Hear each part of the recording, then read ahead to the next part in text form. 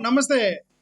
మరి ఇలాంటి న్యూస్ చూసిన తర్వాత ఎందుకు వీళ్ళు గెలుస్తున్నారు? ప్రతిసారి ఈ పార్టీలే ఎందుకు గెలుస్తున్నాయి? ప్రతిసారి వీళ్ళే భారీ మెజారిటీతో గెలుస్తున్నారు ఏంటి అని ప్రశ్నలకి సమాధానం వెతుక్కోకుండానే ఇలాంటి న్యూస్ చూసిన తర్వాత మనకి ఇదే సంగతి అని అనిపించిద్దనమాట. ఇది ఇక్కడ చూడండి, ఒక న్యూస్‌లో వచ్చింది.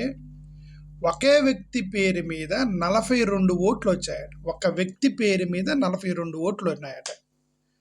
ఎలా సాధ్యమండి? ఒకే వ్యక్తి పేరు మీద 42 ఓట్లు ఎలా పెడతారు అని అంటే, పేరు ఒకటే పెట్టారట, ఆధార్ కార్డు ఒకటే ఇచ్చారట, నంబర్లు తండ్రి పేరు మార్చారట, ఇంటి అడ్రస్లు మార్చారట.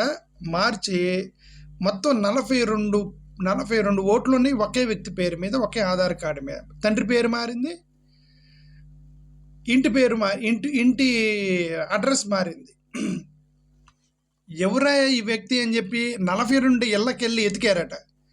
ఎమ్మెల్సీ ఎన్నికల్లో, ఈ గ్రాడ్యుయేట్ ఎన్నికల్లో ఎవరు వ్యక్తి అని చెప్పి 42 మంది ఇళ్ళ అడ్రస్కి వెళ్తే అక్కడ ఎవరు లేడు.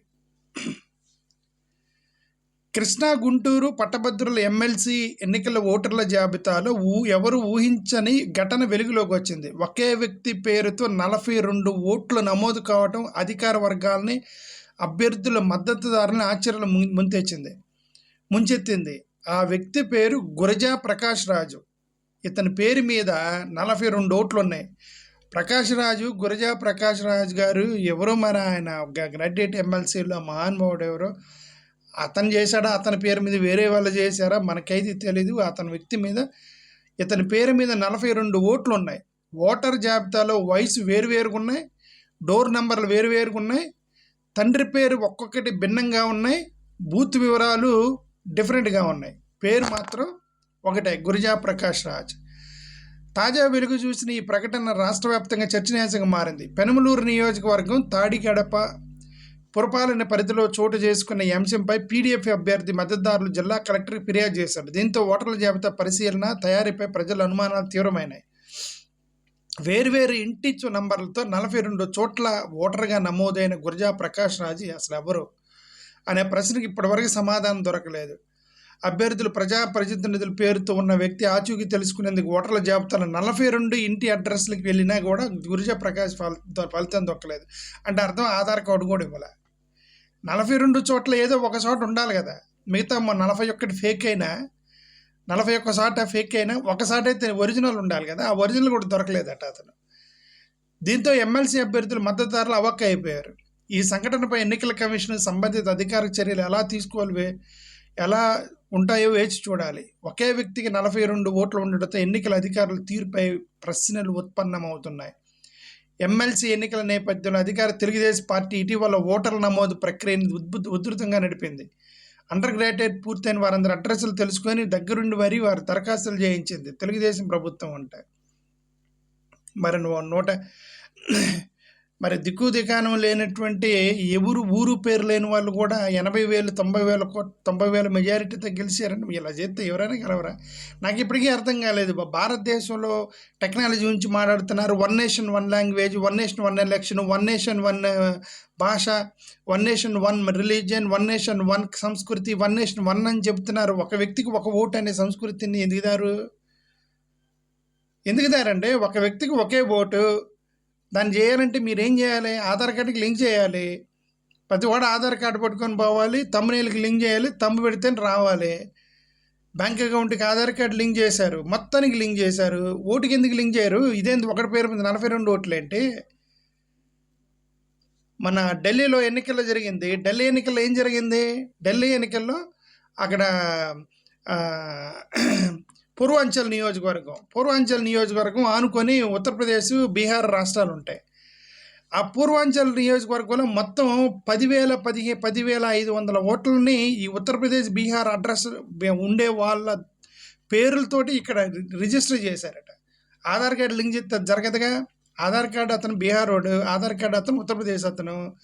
ఢిల్లీ పూర్వాంచల్ నియోజకవర్గంలో అతను ఓటెట్ట రాస్తారు? అతను ఎట్టల్లో ఓటేస్తాడు వచ్చి 10,500 మంది యాడ్ చేశారని చెప్పి ఆ రోజు కేజ్రీవాల్ ఎలక్షన్ ముందే వెళ్ళాడు, కంప్లైంట్ చేశాడు. ఎవరు వింటారేంది? అవన్నీ వింటారేంది? రాహుల్ గాంధీ అక్కడ ప్రెస్ మీట్ పెట్టాడు, ఎక్కడో మహారాష్ట్ర గురించి అనుకుంటా. ప్రెస్ మీట్ పెట్టి ఒక పెద్ద లిస్ట్ ఇచ్చాడు. ఈ లిస్ట్ ప్రకారం కుర్రోళ్ళు ఇంతమంది ఇంత కొత్త కొత్త ఓట్లు యాడ్ చేస్తే అది కుర్రోళ్ళతో సమానంగా ఉన్న నంబర్ యాడ్ చేశారు. ఇది ఏదో జరిగింది మహారాష్ట్రలో. హిమాచల్ ప్రదేశ్లో ఉన్నటువంటి ఎంతమంది అయితే ఓటర్స్ ఉన్నారో, యువకుల ఓటర్లు, అంతమందిని కొత్తగా యాడ్ చేశారు. ఇక్కడ యాడ్ చేసి ఆ లిస్ట్ ఇవ్వమంటే ఎలక్షన్ కమిషన్ లిస్ట్ ఇవ్వట్లేదు నాకు అని చెప్పేది. రాహుల్ గాంధీ రోజు ఏడుస్తున్నాడు మహారాష్ట్ర ఎన్నికల మీద. ఈ ఓటర్ల జాబితాలో ఇప్పుడు తెలుగుదేశం వాళ్ళు ఆంధ్రప్రదేశ్లో ఇది చేశారట. తెలుగుదేశం దగ్గరుండి రాశారట. వాళ్ళ ఇళ్ళకి వెళ్ళి మరి అండర్ గ్రాడ్యుయేట్ పూర్తయిన వాళ్ళు మొత్తాన్ని కూడా అడ్రస్లు తెలుసుకుని మీరు రాశారట.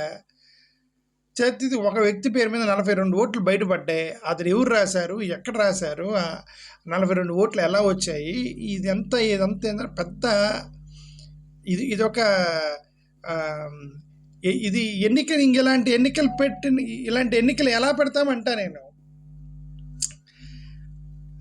ఇప్పుడు ఇదంతా కూడా ఏంటంటే మొన్న చంద్రబాబు నాయుడు గారు ఇది ఫార్మర్స్కి సంబంధించినటువంటి ఒక ఇది కూడా రాశారు. చంద్రబాబు నాయుడు గారు ఫార్మర్స్కి సంబంధించి ఒక లెటర్ రాశారు కేంద్ర ప్రభుత్వానికి. ఇక మా మద్దతు ధర ఎలా ఉంది, మద్దతు ధర ఎలా ఉంది అని చెప్పేసి.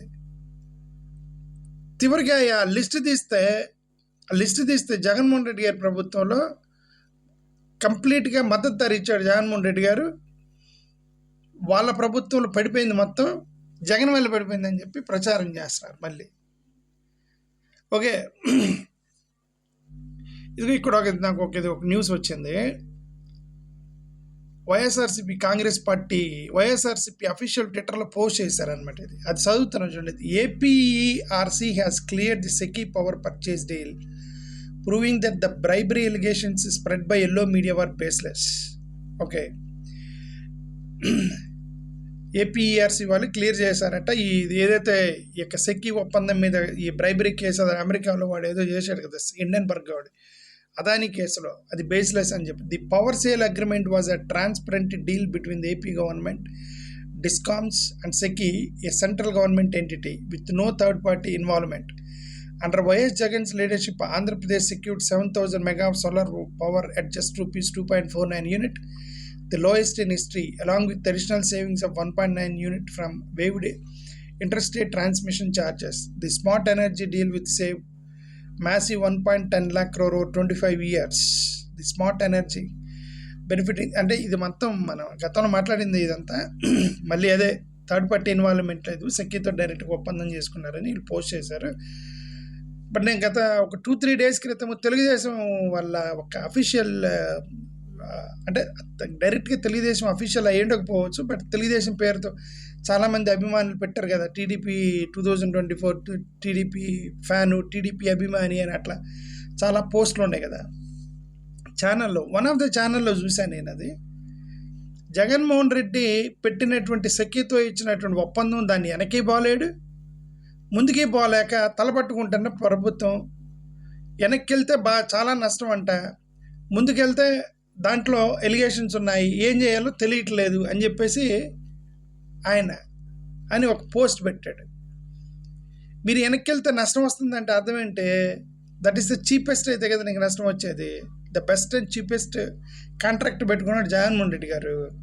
చీపెస్ట్ అండ్ బెస్ట్ పెట్టుకున్నప్పుడు దాన్ని నువ్వు క్యాన్సిల్ చేసావంటే నీకు 1,00,000 కోట్ల నష్టం వచ్చింది అనే కదా అర్థం. That is the best deal అని అర్థం. ఓకే, అది పోనీ ముందుకెళ్ళటానికి వీళ్ళు ముందుకెళ్ళలేకపోతున్నారు, క్యాన్సిల్ చేయట్లేదు. ఎందుకు క్యాన్సిల్ చేయట్లేదు? అదానితోటి వాళ్ళకి ఉన్నట్టు సంబంధాలు, మోడీ గారితో ఉన్న సంబంధాలు. ఇక్కడ జగన్ని ఇరికించాలని చూస్తున్నారు. మోడీని వదిలేసి సెక్కీని, అదానీని, మోడీని, అమిత్ షా గారిని వీళ్ళెవ్వరిని టచ్ చేయకూడదు, వాళ్ళందరూ వీళ్ళకి ఫ్రెండ్స్. బట్ జగన్ మాత్రం లంచం తీసుకున్నాడే నిరికించాలని ప్రయత్నం ఎట చేస్తారండి? ఎట చేస్తారు?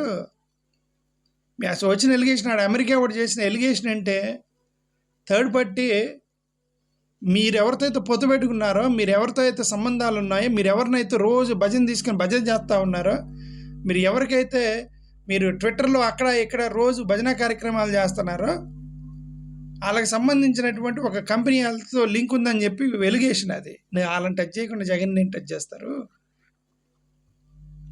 ఓకే, అదేలే ఒకే వీడియోలో 3 పాయింట్లు టచ్ చేసిన. ఒకటి సెకీది, ఒకటి ఫేక్ ఓటర్లది, ఒకటి ఇక మూడోది ఏం మాట్లాడా నేనే మర్చిపోయాను మధ్యలో. ఓకే, ఐ థింక్ ఫార్మర్స్కి సంబంధించింది. Thank you.